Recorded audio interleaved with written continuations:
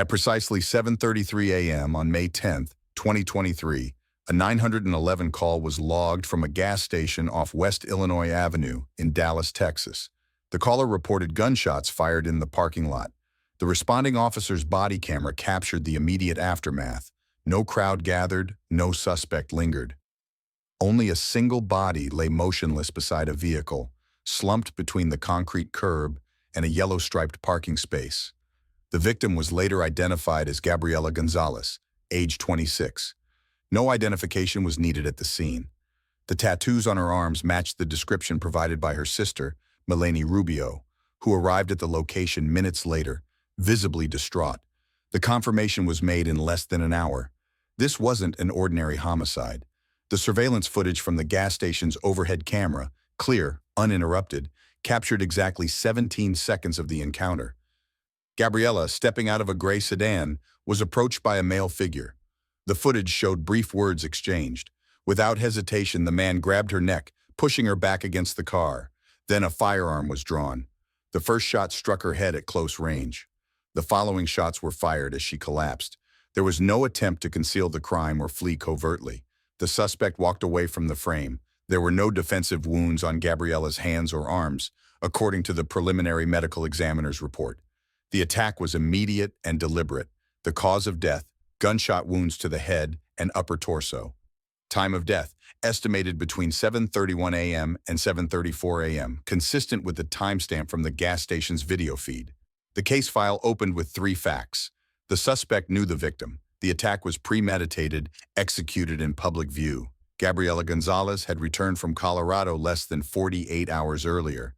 The investigation began with the surveillance footage, frame-by-frame analysis of the attacker's movements, posture, and vehicle. The male suspect remained unidentified for the first 24 hours. The vehicle, a dark-colored compact car, left the scene without plates visible. Digital forensics picked up where video evidence left off. Gabriella's cell phone was recovered from her mother's home nearby, still plugged into a wall charger, battery at 94%. Phone records showed no outgoing messages or calls after 10:14 p.m. the night before. Last known contact, a series of texts exchanged with her sister Melanie, expressing concern about seeing someone again, but leaving details vague. No threats were documented in writing. Investigators established the following timeline. May 7, 2023, Gabriella traveled to Colorado to undergo a medical procedure.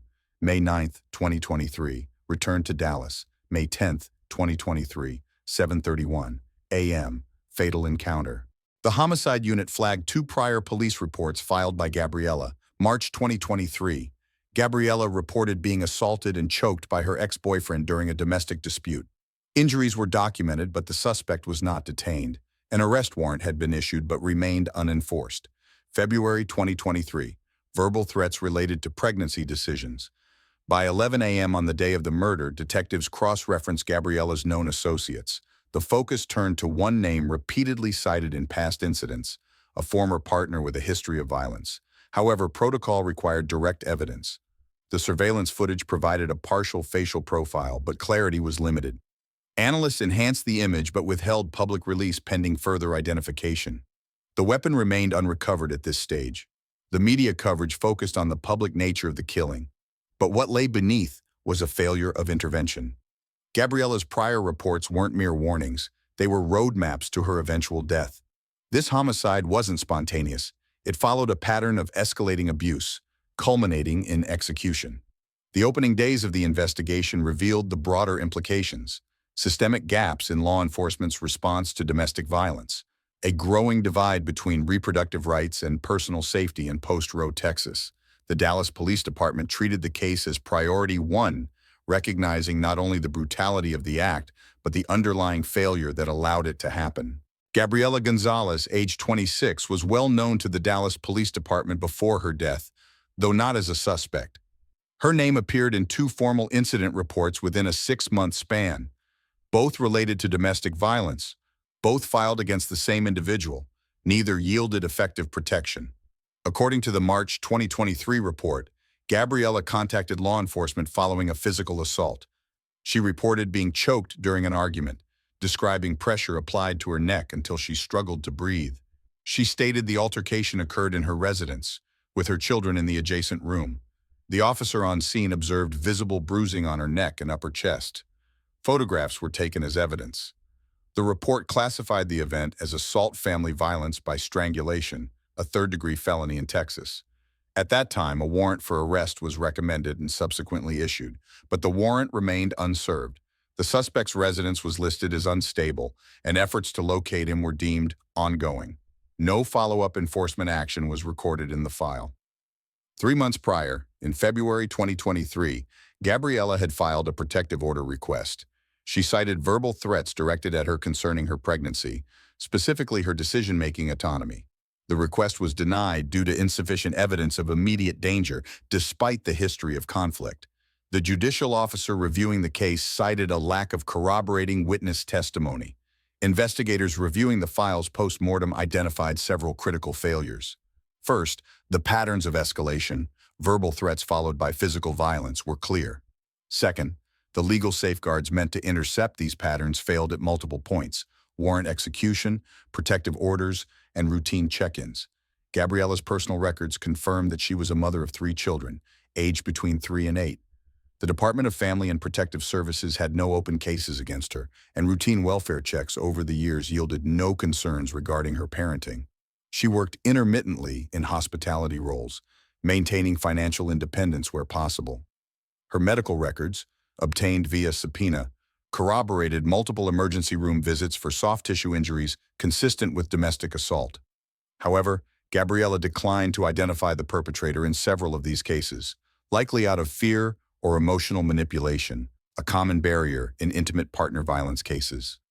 These facts formed a profile of risk. Gabriella wasn't just another statistic in a file cabinet. Her case illustrated predictable danger that, by procedural standards, should have been mitigated. Phone records revealed her recent trip to Colorado was booked in secrecy. The flight reservation was made through a private booking agent, paid in cash, leaving minimal trace. The clinic records confirmed a termination of pregnancy performed on May 7, 2023, under Colorado's permissive abortion laws. The procedure was legal. The medical discharge summary noted Gabriella returned home with no complications. Her decision to travel out of state was neither impulsive nor rash. It was calculated, born from necessity in a state where abortion access was nearly unattainable after the reversal of Roe v. Wade. This was not just a medical decision. It was an act of self-preservation, given the volatile relationship she navigated. Dallas homicide detectives concluded that Gabriella likely withheld this information from her immediate circle, except for her younger sister, Melanie Rubio. Text messages recovered from Melanie's phone confirmed the two exchanged conversations about the trip and Gabriella's concerns over how the news might be received. Melanie's formal statement outlined that Gabriella expressed fear, not for the act itself, but for the potential repercussions from a known individual. She avoided naming him directly, even in private texts. Investigators interpreted this as further indication of emotional control and coercion, a dynamic often observed in abusive relationships, where the victim minimizes or conceals details to avoid triggering further violence. At this point in the investigation, no direct evidence linked the suspect to Gabriella's murder. The focus remained on constructing the narrative of vulnerability, highlighting the systemic cracks that allowed a documented threat to escalate into fatal violence. Gabriella Gonzalez was killed in broad daylight, but the conditions that led to her death were laid long before those 17 seconds at the gas station. The gas station surveillance footage offered the first undeniable glimpse of Gabriella Gonzalez's final moments, but it wasn't enough to close a case. In homicide investigations, video provides context, not conclusions. The Dallas Police Department needed corroboration from digital evidence, the unseen data that places individuals where cameras cannot. Detectives initiated cell tower triangulation on Gabriella's mobile device. Though recovered at her mother's home, the phone's location history was intact. On May 10, 2023, Gabriella's device last connected to a tower near West Illinois Avenue at 7:29 a.m., aligning precisely with the recorded time of the shooting. She remained stationary for approximately 4 minutes, confirming the timeline. But more importantly, other devices connected to the same tower during that interval were logged. Investigators requested tower dump data, a list of all devices pinging the same cell site in the minutes surrounding Gabriella's death. From that data, analysts isolated 6 unique devices active in the immediate area. Cross-referencing subscriber information narrowed this down to 3 local users. 2 were employees at nearby businesses. The third was registered to a known associate of Gabriella, identified in earlier domestic incident reports. This device, a Samsung smartphone, had connected to multiple cell sites along a route leading toward the gas station at intervals matching the approximate vehicle movement seen in the surveillance footage. The digital breadcrumb trail painted a picture. The suspect's device left their registered home address at 6:58 a.m., moving eastward through a network of towers before arriving near the crime scene. With a court order, detectives obtained location data history for the device over a 30-day window. The data revealed frequent proximity between the suspect's device and Gabriella's prior to her trip to Colorado. Notably, in the 24 hours following her return, the suspect's device again appeared within a 2-block radius of Gabriella's mother's residence. There were no text or call records between them in this period, radio silence, but physical proximity. Further analysis of the vehicle captured in the gas station footage provided partial identification. The make, model, and color were determined to be consistent with a 2014 Hyundai Elantra, dark gray. Investigators submitted a DMV inquiry for vehicles matching that description, registered to local residents with domestic violence histories. A single match was found, registered to the same individual whose device had pinged near the tower.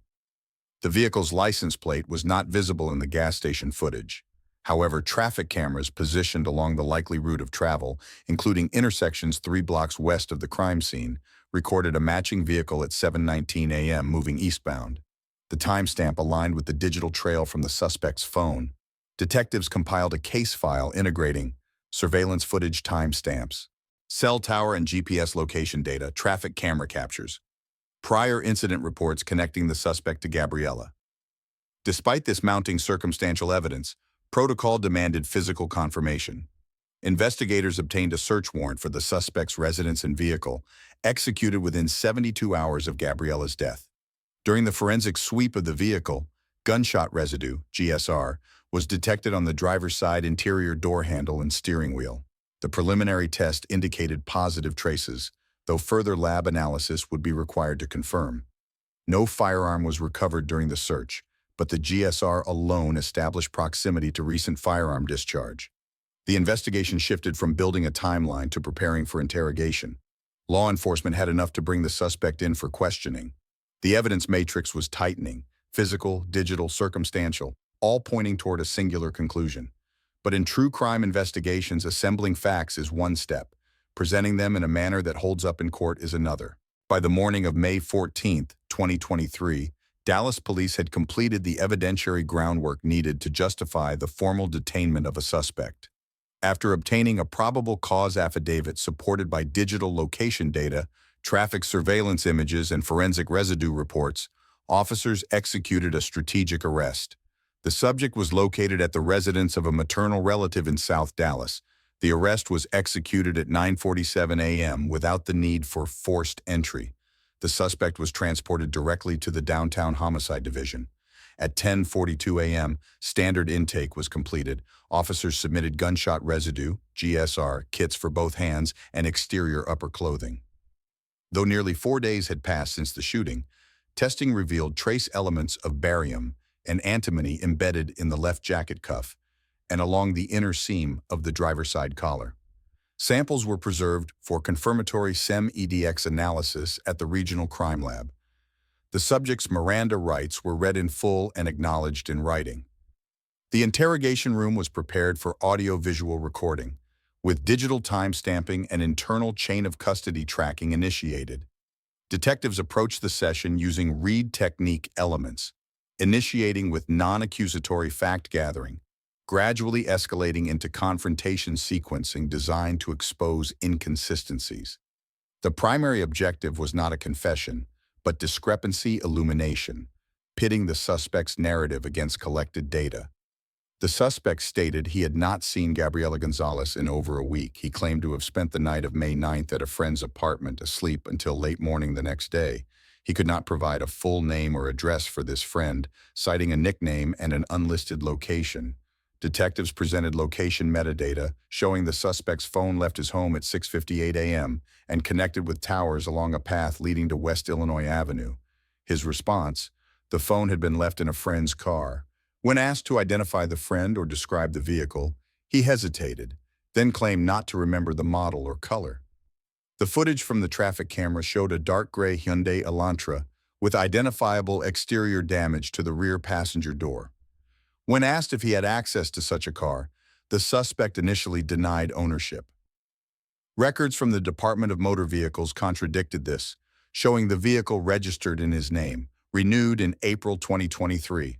Behavioral analysis during the interview noted several nonverbal deflections, extended eye closure, micro shifts in posture during questions regarding the weapon, and defensive arm crossing when Gabriella's name was mentioned.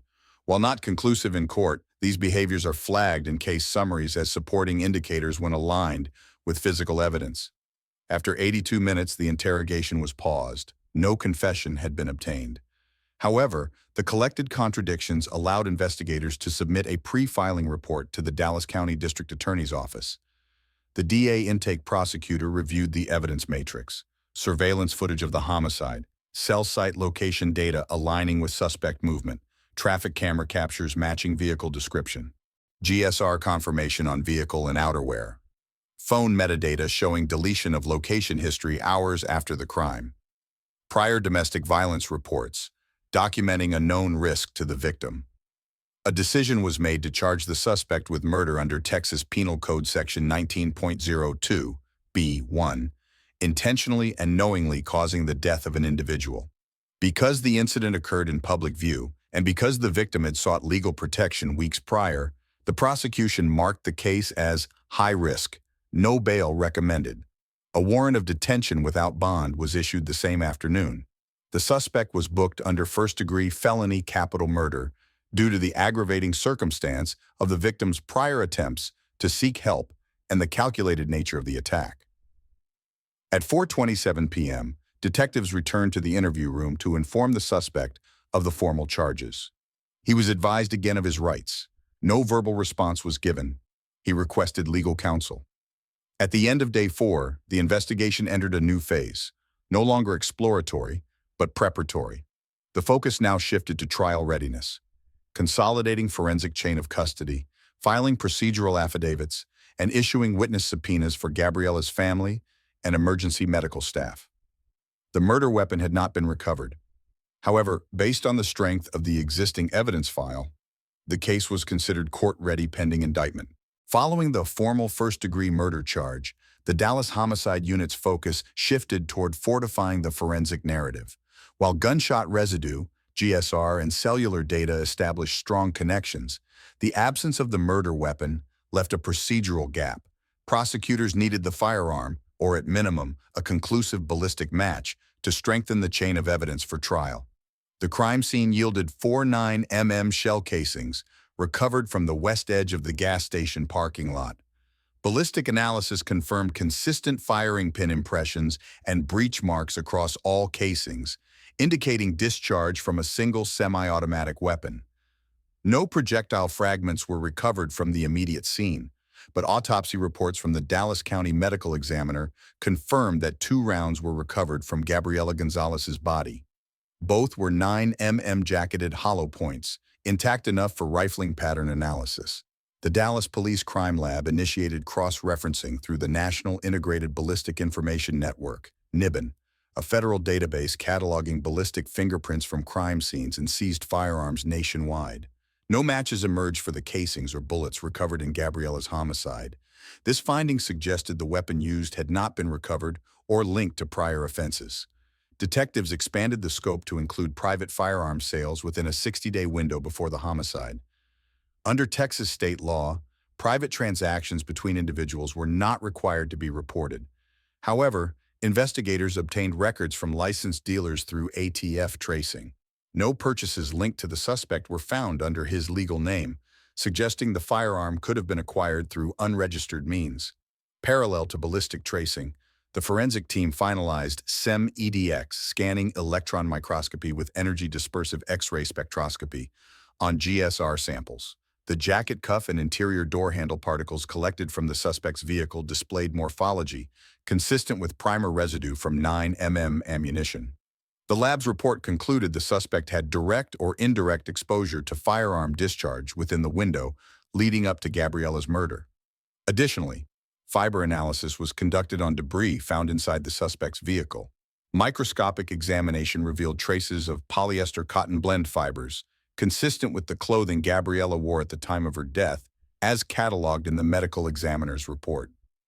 While transfer patterns alone couldn't confirm Gabriella had been inside the vehicle the day of the homicide, it added a contextual layer to support the theory of close-range interaction. In preparation for grand jury proceedings, the prosecution's forensic advisor recommended further validation of timelines. To this end, Google location history data extracted from the suspect's smartphone was charted minute by minute, aligned against city traffic cameras and gas station surveillance timestamps. The synchronization validated the suspect's presence at the scene within a 3-minute variance, tightening the circumstantial framework. Efforts to locate the missing firearm intensified. Detectives canvassed pawn shops, local shooting ranges, and conducted warrant-based searches at 2 known associates' properties. Neither the weapon nor additional ballistic matches were recovered. Despite this, the district attorney's office maintained that the circumstantial and forensic evidence satisfied the burden of proof for pretrial advancement. Meanwhile, victim impact statements were collected from Gabriella's family, intended for sentencing considerations should a conviction be secured. Statements highlighted Gabriella's prior attempts to seek help, the systemic barriers she faced, and the irreplaceable loss suffered by her 3 children. As trial preparation entered its next phase, legal teams reviewed the evidence log, ensuring chain of custody documentation was intact for every piece of material, from GSR kits to cell tower data. The prosecution's strategy focused on building the timeline, establishing motive, and reinforcing physical proximity despite the absence of the weapon. The grand jury convening date was set for mid-June 2023. The indictment sought would include not only first-degree murder, but also aggravated assault with a deadly weapon, leveraging Gabriella's prior assault reports to demonstrate a pattern of escalating violence. Prosecutors were confident that even without the firearm, the convergence of digital and forensic evidence would secure an indictment. By mid-June 2023, the Dallas County District Attorney's Office scheduled the grand jury session to review evidence in the homicide of Gabriella Gonzalez. The goal: secure a true bill of indictment on the suspect for first-degree murder and aggravated assault with a deadly weapon. Texas law requires grand juries to assess whether probable cause exists to proceed to trial. Their proceedings are sealed, and no defense counsel is present. The prosecution's evidence package submitted to the grand jury included surveillance footage documenting the 17-second homicide event, cell tower data and GPS metadata from the suspect's phone, confirming presence at the scene, traffic camera images capturing the suspect's vehicle approaching and leaving the vicinity, GSR analysis from both the vehicle and suspect's jacket cuff, matched to the 9mm caliber, ballistic comparisons linking the shell casings and bullets to a single, yet unrecovered weapon, historical domestic violence reports, highlighting a pattern of prior assaults against Gabriella. The forensic chain of custody documentation was cross-verified prior to submission. Lab analysts provided written affidavits supporting the GSR findings and ballistic patterns. Additionally, witness statements from Gabriella's family outlined her efforts to seek protection, further reinforcing intent and motive. After 2 days of closed proceedings, the grand jury returned a true bill. The indictment charged the suspect with murder, Texas Penal Code Section 19-02-B-1, aggravated assault with a deadly weapon, Texas Penal Code Section 22-02. These charges carried the possibility of life imprisonment without parole, given the aggravating circumstances of domestic violence history and public execution. Following the indictment, the defense counsel, appointed through the public defender's office, entered formal appearances. Their initial strategy focused on challenging the admissibility of digital evidence. Specifically, the defense filed a motion to suppress the cell tower location data, citing potential violations of the Fourth Amendment regarding unwarranted surveillance. They argued the tower dump warrant was overly broad, capturing unrelated devices within a large radius. In response, the prosecution filed a counter motion asserting that the court-ordered warrant complied with federal standards, citing Carpenter v. United States, 2018. The prosecution maintained the specificity of the warrant, targeting devices within the exact time and location of the homicide, satisfied probable cause, and did not constitute overreach. Parallel to pretrial motions, the district attorney's forensic advisors conducted a full review of the National Integrated Ballistic Information Network (NIBIN) updates, ensuring no new matches had been made to the weapon. They confirmed the weapon used remained unlinked to other crimes across the national system. The defense filed an additional motion for discovery on all forensic lab methodologies, seeking to review the standard operating procedures (SOPs) used in GSR testing and fiber analysis. The defense aimed to question the margin of error and contamination risks associated with these tests. The prosecution complied, providing chain of custody records, SOP documentation, and lab certification details. To counter the defense narrative suggesting potential contamination, the lead forensic analyst from the Dallas Police Crime Lab prepared to testify regarding the validation protocols used, including blind proficiency testing and sample integrity controls. These details would be critical in Daubert hearings, a pretrial process evaluating the scientific validity of forensic evidence. Meanwhile, the Dallas County Jail conducted routine psychological assessments on the suspect. The reports indicated no mental health conditions that would render him incompetent to stand trial. The defense did not file an insanity plea, focusing instead on evidentiary disputes. As the trial date approached, the prosecution's strategy became increasingly clear. Emphasize the consistency between physical evidence, GSR, fibers, and digital timelines. Use Gabriella's prior reports to demonstrate motive and premeditation. Reinforce that, despite the missing firearm, the forensic matrix provided an irrefutable pattern of guilt. The first pretrial conference was set for late August 2023. At this stage, neither side indicated a willingness to negotiate a plea agreement. The defense signaled readiness to proceed toward jury selection, confident in their strategy to challenge the admissibility of the key forensic and digital evidence.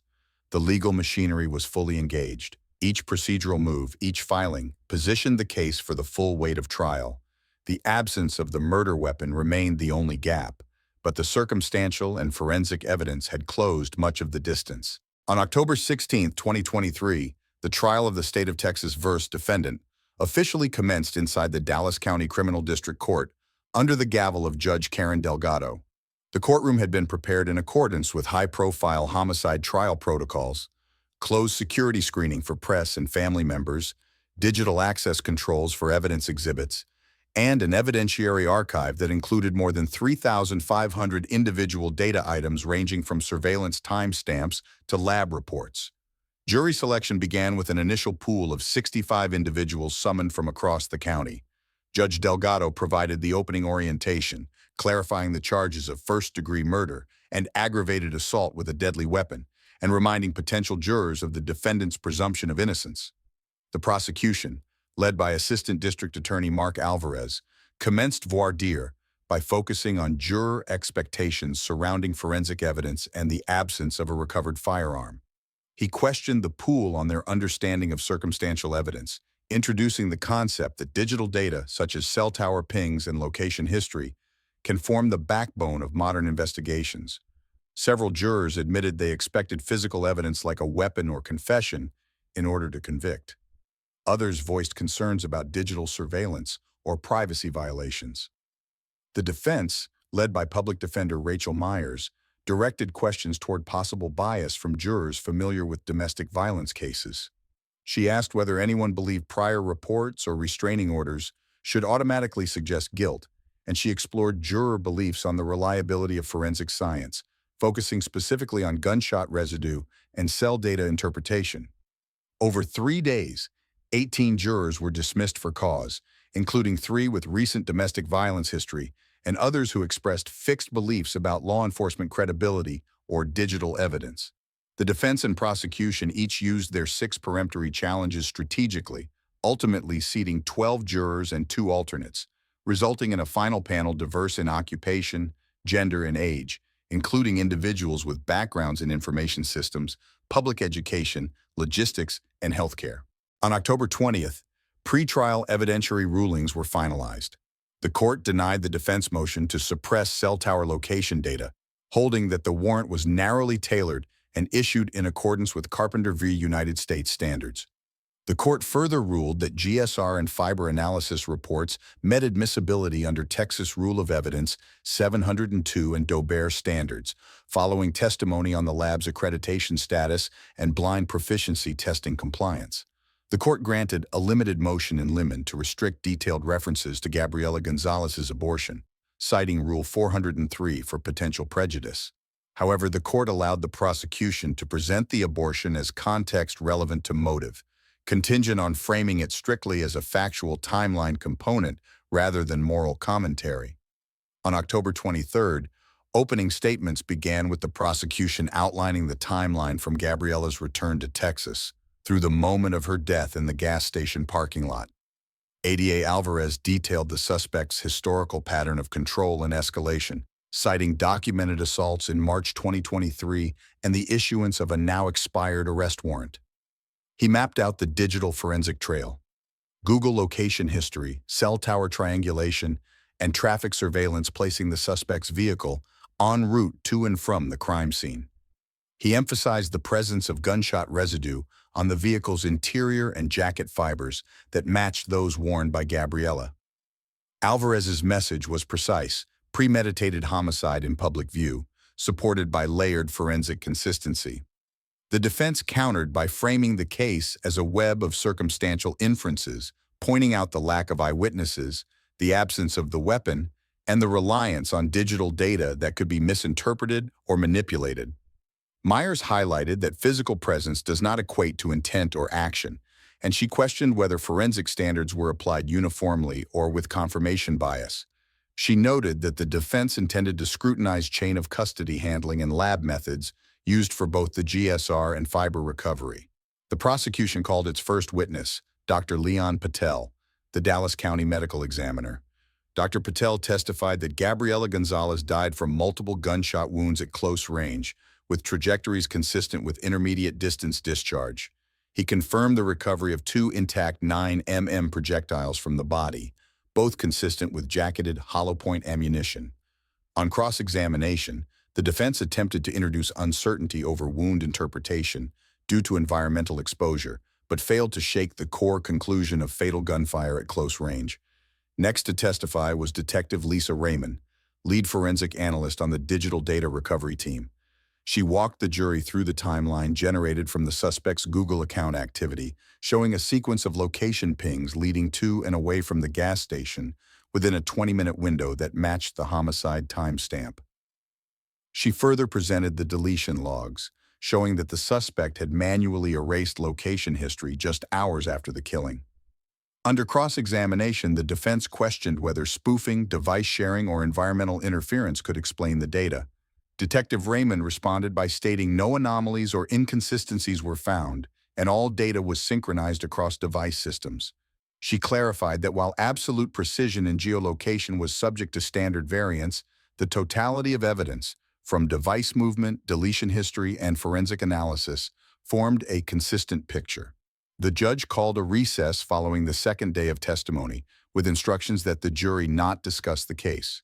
Court was set to reconvene the following morning, with further expert witnesses from the Dallas Police Crime Lab and a traffic surveillance analyst queued for direct examination. As the courtroom emptied, the tension was evident not in the emotions expressed, but in the meticulous structure of the case unfolding piece by piece, each element introduced with prosecutorial control, each rebuttal reserved and technical.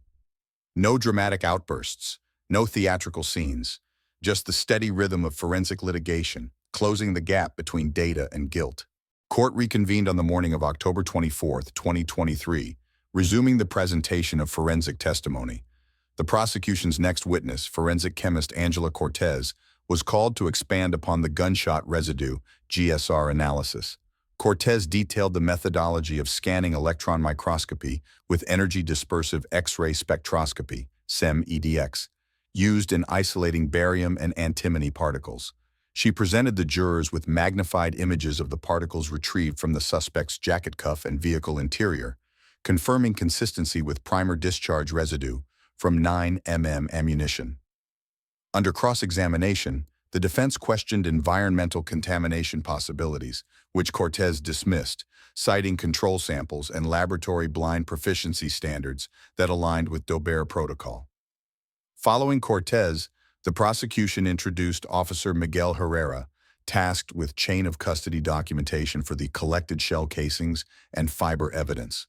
Herrera confirmed that all evidence transferred through controlled log channels with no recorded breaches. Defense counsel attempted to challenge procedural timing discrepancies, but was unable to introduce substantive doubt regarding the integrity of the materials. The prosecution then called Melanie Rubio, Gabriella Gonzalez's sister, as a final witness. Rubio testified regarding Gabriella's state of mind in the days preceding her death. She described her sister's fears upon returning from Colorado, emphasizing Gabriella's reluctance to share her location widely. While emotional, Rubio's testimony remained factual, recounting text exchanges that indicated concern over confrontation, but stopping short of naming the suspect directly. The defense abstained from cross-examination, opting to avoid highlighting the emotional weight of the testimony. With the prosecution's case concluded, the defense opened its presentation, electing not to call the defendant to the stand. Their sole expert witness, Dr. Henry Wallace, a forensic data analyst, testified regarding potential inaccuracies in cell tower triangulation, referencing academic studies that highlighted error margins in urban environments. Under cross-examination, Wallace conceded that while triangulation had theoretical limitations, the comprehensive alignment of Google location history, traffic cameras, and deletion logs, in this case, exceeded standard error thresholds. On October 27th, closing arguments commenced. ADA Mark Alvarez outlined the chronology of evidence. Gabriella's documented history of seeking protection, the defendant's digital presence at the scene, forensic residue connecting him to a discharged firearm, and the consistent behavioral patterns displayed across previous incidents. He framed the absence of the weapon not as a gap, but as a deliberate act of concealment, consistent with the defendant's effort to erase location data. In response, Public Defender Rachel Myers reiterated the defense's core theme: circumstantial construction unsupported by the direct recovery of the weapon. She emphasized that device presence was not proof of human action, and that GSR evidence, while suggestive, did not incontrovertibly link the defendant to firing a weapon at that moment. The case was handed to the jury on October 28th. Deliberations lasted 11 hours, spanning 2 days. The jurors submitted 5 clarification requests focusing primarily on cellular data methodology and GSR reliability. At 3:47 p.m. on October 29th, the jury returned a verdict: guilty of murder in the first degree. The defendant remained motionless as the foreman read the verdict, showing no reaction as sentencing was scheduled. The sentencing phase convened on November 10, 2023.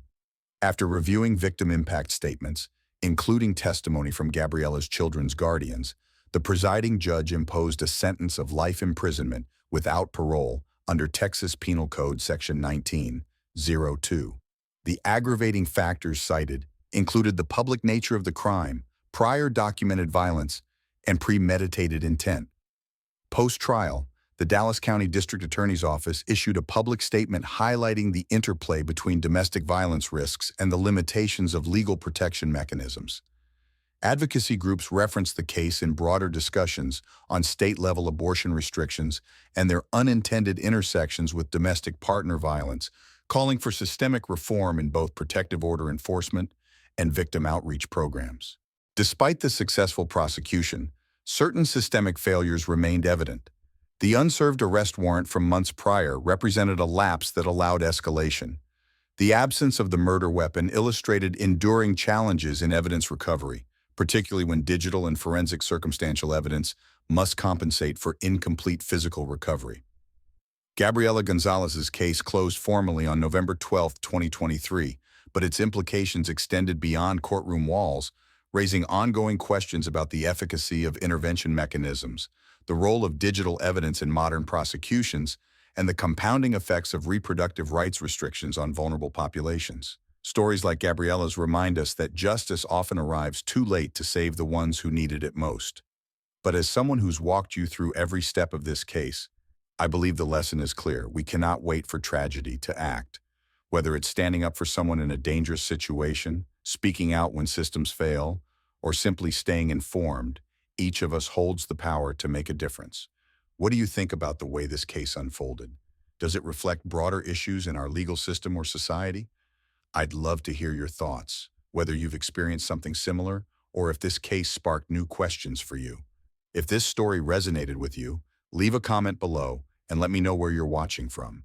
Or if something didn't sit right with you, share your thoughts. I want to hear your honest take.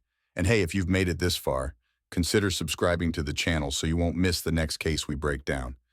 Each story here carries a lesson, and together we can keep asking the questions that matter.